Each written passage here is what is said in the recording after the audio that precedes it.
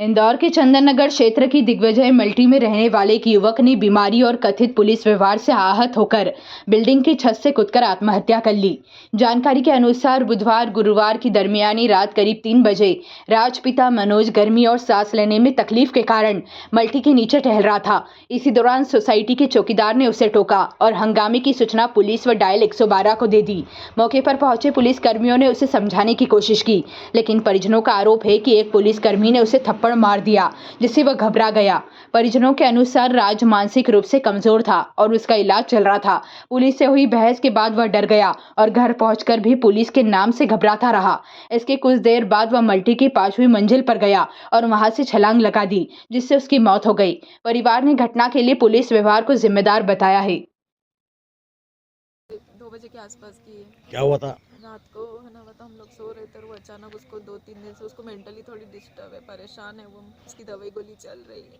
फिर तो क्या हुआ? उसको अचानक से ना सांस की दिक्कत होती तो वो बाहर थोड़ा टहलने आ जाता है, तो वो रात की 12 बजे के बाद निकला टहलने और वहाँ पर सोसाइटी में रूल नहीं है ऐसा कि वो बाहर निकले। तो गार्ड ने देखा और गार्ड ने उसको बोला कि तू जा, घर पे जा, भी रूल नहीं। तो इसने ऐसा बोला कि मैं घूम रहा हूँ, मेरे को थोड़ा अच्छा लग रहा है बाहर, ऐसा वैसा, इसके लिए मैं बाहर घूम रहा हूँ। तो बोले जा, तो बोले उनने मना कर दिया कि मैं नहीं जाऊंगा। तो गार्ड को गुस्सा आया, उसने बोला काहे के लिए घूम रहा, तो उन्होंने बोला ऐसा झूठ बोल दिया कि मैं गर्लफ्रेंड के लिए घूम रहा हूँ, और बल्कि इसका किसी से कोई चक्कर नहीं, क्योंकि वो मेंटली डिस्टर्ब था तो वो कुछ भी बोलता है ये। तो गार्ड ने बोला कि जाओ ऐसा वैसा, तो उसने बोला उल्टा जवाब दिया होगा, तो गार्ड ने उल्टा जवाब दिया। तो गार्ड ने ना गार्ड ने पुलिस को बुला लिया। फिर पुलिस पूछताछ करने लगी। इतनी सी देर में हम लोग पहुंच गए, हमने देखा कि वो घर में है नहीं, तो हम लोग पहुंच गए राज के पास। तो देखा तो पुलिस उससे पूछताछ करी, तो हमने पुलिस को बोला कि सर वो क्या मारा था पुलिस वालों ने? हाँ, तो फिर मैं बता रही हूँ ना, फिर पहले पूछताछ करे और वो बड़े सर से भी बात करे, तो हम इतनी सी देर में पहुंच गए। मतलब सर उसका दिमाग ऐसा ही है सर, छोड़ दो, वो थोड़ा बाहर हवा खाने आया है, वो नॉर्मल नहीं है। तो उस बोले कि सर बोले कि अंदर रखो, आपका बेटा है ऐसा वैसा, तो संभालो उसको अंदर। तो मैंने बोला सर किसी का कुछ किया तो नहीं ना, उसने बस ये कि उसने मुंह चलाया होगा और क्या करा होगा, ऐसा वैसा मैंने ऐसा बोला। मतलब उनने ऐसा बोला राज ने, राज के बारे में मैंने ऐसा उनको बोला, समझाया। तो बोले चलो ठीक है। आप फिर ना उस सर ने उससे बात करी कि क्यों ऐसा वैसा है, तो तू बाहर क्यों आया। तो बोले आ गया सर, सॉरी, में सॉरी बोलता सर को कि सर सॉरी। तो सर ने फिर चाटा मार दिया उसको। आप भी जानते हो जवान को जिसने चाटा मारा था?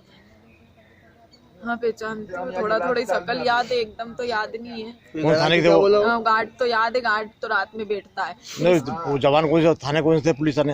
पुलिस मेरे को नहीं पता कौन सा था। आपका नाम बता दो। तो फिर उसके बाद में आया और फिर घर में आके बोलता कि मेरे को पुलिस से आप बात कर लेना ना, मुझे डर लग रहा, पुलिस लेके तो नहीं चल जाएगी, मैं छुप जाऊंगा आएगी तो पुलिस। आपका नाम बता दो। निकिता।